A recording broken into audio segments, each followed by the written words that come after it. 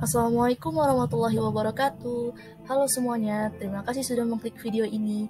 Pada kesempatan kali ini, kami akan membahas mengenai cara kerja komputer yang akan datang. Adapun anggota kelompok 9 yaitu saya, Adinda Ayu Arsya, lalu ada rekan saya Rio Tegar Syahputra, lalu ada Evan Dikdiantoro. Adapun topik pembahasan yang akan kami bahas pada video kali ini, yang pertama, komputer yang akan datang, yang kedua, cara kerja komputer kuantum, yang ketiga, cara kerja artificial intelligence atau AI, yang keempat, cara kerja komputer pena, dan yang kelima ada cara kerja komputer meja masa depan. Langsung saja masuk ke topik yang pertama, yaitu komputer yang akan datang. Seiring dengan perkembangan zaman, manusia berhasil menemukan berbagai macam teknologi yang berguna untuk kehidupan sehari-hari. Telah banyak inovasi teknologi yang kini hadir di tengah masyarakat. Hadirnya teknologi memiliki pengaruh besar dalam kehidupan sehari-hari manusia. Hampir dapat dipastikan setiap orang kini juga telah bergantung dengan teknologi. Semakin manusia membutuhkan banyak hal, semakin banyak juga teknologi-teknologi yang tercipta. Salah satunya komputer masa depan. Dengan adanya komputer masa depan, akan semakin memudahkan para pengguna dalam memenuhi kehidupan sehari-hari. Komputer merupakan salah satu teknologi yang bermanfaat dan banyak membantu berbagai macam pekerjaan manusia, mulai dari pekerjaan-pekerjaan ringan seperti membuat dokumen, memasukkan data, hingga pekerjaan yang lebih rumit seperti simulasi dan analisis data. Tidak heran jika kini teknologi komputasi digunakan oleh berbagai macam sektor industri.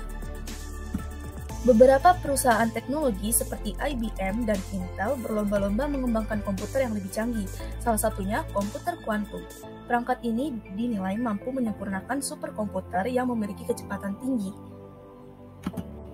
Ini menjadi salah satu bentuk penemuan teknologi yang menarik untuk disimak.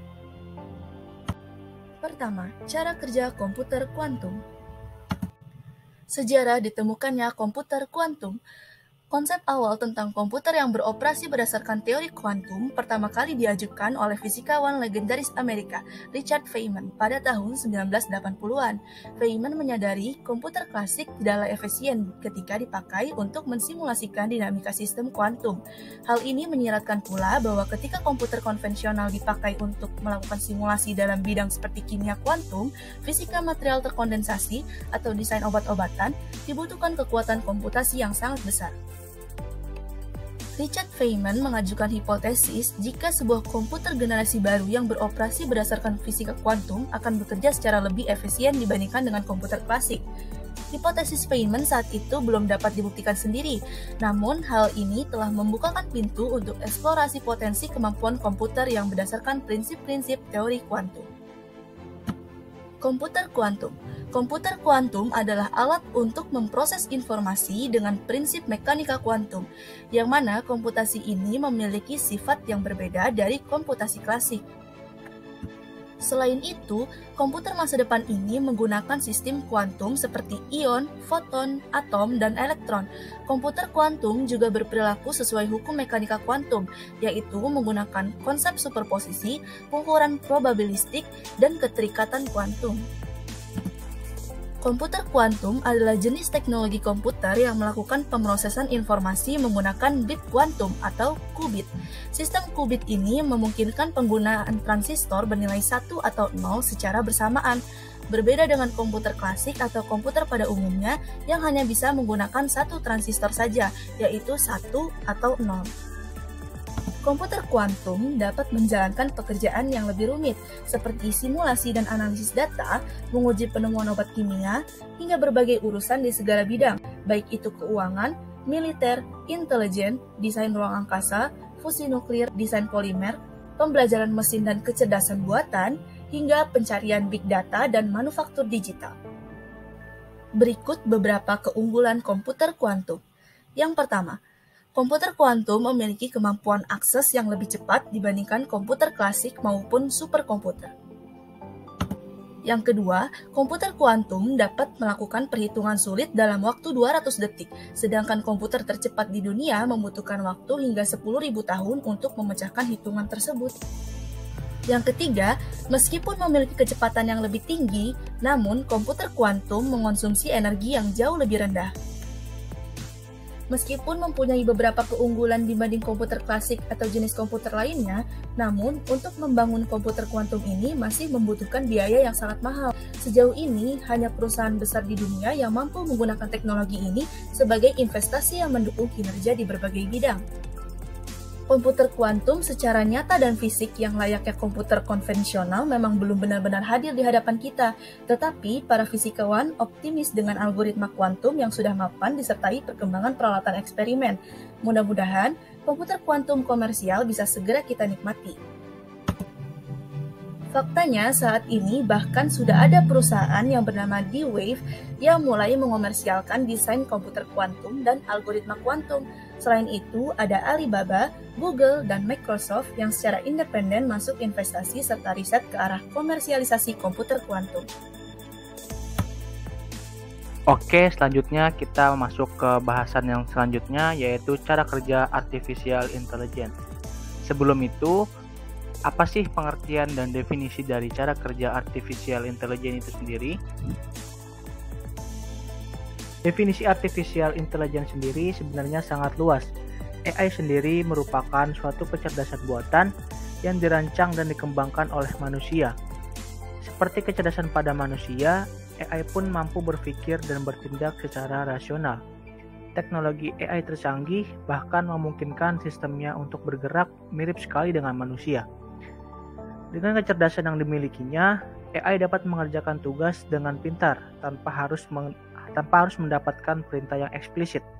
Adanya AI telah terbukti mampu meringankan pekerjaan manusia, terutama untuk jenis pekerjaan yang berulang dan memiliki pola kerja tertentu. Selanjutnya, kita akan membahas bagaimana sejarah artificial intelligence ini dapat terbentuk. Pada tahun 1956, nama artificial intelligence pertama tercetus dari John McCarthy dalam sebuah program AI bernama Dartmouth Summer Research Project on Artificial Intelligence atau disingkat DSRPIA.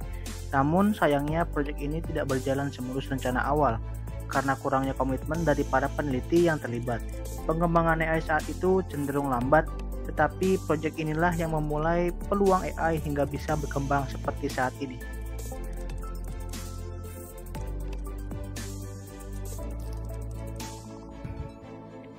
Pada tahun 2009, Google secara diam-diam telah memulai perencanaan mobil tanpa pengemudi yang akhirnya diumumkan ke publik di tahun 2014 setelah lolos dari Nevada Self-Driving Test. Untuk sekarang, kita sudah bisa mengatakan bahwa AI bukan lagi teknologi masa depan, melainkan teknologi saat ini. Kini, penggunaan AI adalah hal yang umum dalam segala aspek kehidupan. Dalam kehidupan sehari-hari, kita pun akan bertemu dengan banyak pemanfaatan AI yang membantu kita lebih mudah menyelesaikan berbagai tugas. Contohnya, Siri yang dirilis Apple sejak 2011, maksud saya 2011, tentu menggunakan AI. Belanja di Amazon dengan bantuan Alexa, ada AI di baliknya. AlphaGo yang fenomenal karena telah mengalahkan pemain Go profesional di tahun 2016, itu juga menggunakan AI. Robot manusia yang bernama Sophia, apalagi kalau bukan hasil kecanggihan dari AI. Oke, kita memasuki pembahasan yang terakhir, yaitu bagaimana sih cara kerja artificial intelligence? Penasaran? Mari kita bahas. Sekarang kita masuk ke pertanyaan besarnya, sebenarnya bagaimana sih cara kerja AI? Sistem AI mampu beroperasi dengan menggabungkan beberapa dataset besar. Dataset tersebut kemudian diolah dengan algoritma tertentu untuk menemukan suatu pola pada data. Setiap AI memproduksi data atau memproses data, sistem akan menguji sekaligus mengukur performanya sendiri. Dengan pengukuran tersebut, kemudian sistem bekerja untuk selanjutnya memunculkan sebuah kemampuan baru. Tidak seperti tenaga manusia, AI tidak memerlukan istirahat. Hasilnya, AI bisa mengerjakan banyak tugas sekaligus dalam waktu yang singkat. Dalam waktu yang bersamaan, AI juga akan belajar untuk meningkatkan kemampuan mereka. Yang pertama ada neural network. Neural network merupakan beberapa unit kecil yang saling berhubungan untuk memberikan mesin kemampuan belajar. Jika diibaratkan, unit ini mirip dengan sistem saraf manusia. Yang kedua ada machine learning. Machine learning adalah kemampuan belajar yang didapat dari neural network yang kemudian diolah untuk bisa mendapatkan pengetahuan atau kemampuan baru, bahkan sebelum AI diprogram untuk mempelajari kemampuan tersebut. Yang ketiga ada deep learning. Deep learning merupakan peningkatan dari machine learning. Unit ini memanfaatkan tenaga komputer untuk mempelajari pola yang terdapat dalam data. Contohnya, pengenalan gambar dan kemampuan berbicara adalah hasil dari deep learning pada AI.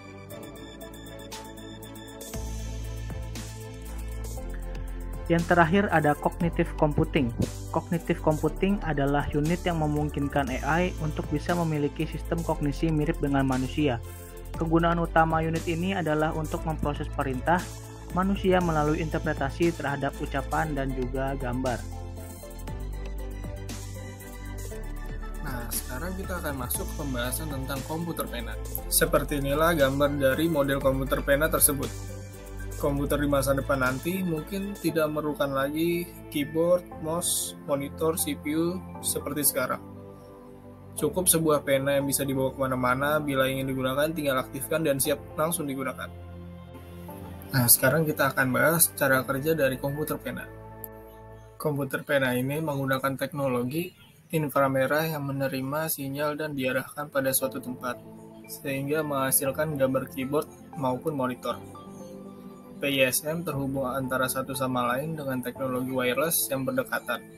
Model ini juga bisa tersambung dengan internet menggunakan fungsi telepon seluler pada PISM atau komputer penanya sendiri. Komputer pena ini memiliki konsep desain menggunakan 5 pena yang berbeda untuk membuat komputer. 1 pena untuk CPU, 1 untuk kamera, 1 untuk keyboard virtual, yang lain memproyeksikan output visual dengan demikian layarnya, dan 1 lagi untuk komunikator atau telepon. Kelima pena ini dapat beristirahat di block holding yang mengisi kembali baterai dan memegang mass storage. Sekarang kita akan masuk ke pembahasan cara kerja komputer meja masa depan. Komputer Surface. Komputer Surface ini adalah salah satu komputer meja masa depan. Selanjutnya kita akan kenalan dengan komputer Surface. Microsoft Surface sendiri adalah sebuah komputer yang bersistem operasi Windows Vista yang telah dimodifikasi dan dibenamkan ke dalam meja yang ditutupi oleh permukaan reflektif berukuran 30 inci dalam sebuah bingkai akrilik. Sebuah proyektor di bawah permukaannya memproyeksikan gambar ke atas permukaannya. Sedangkan 5 buah kamera di bagian dalam meja merekam pantulan-pantulan sinar inframerah yang terpancar dari jari-jari manusia. Kamera tersebut juga bisa mengenali objek yang disimpan dalam atas permukaannya. Bila objek tersebut memang memiliki spesifikasi khusus yang dapat dikenali Microsoft Surface. Jadi sekian beberapa penjelasan yang kami sampaikan. Semoga video yang kami buat dapat bermanfaat untuk kalian. Thank you for watching us and bye-bye.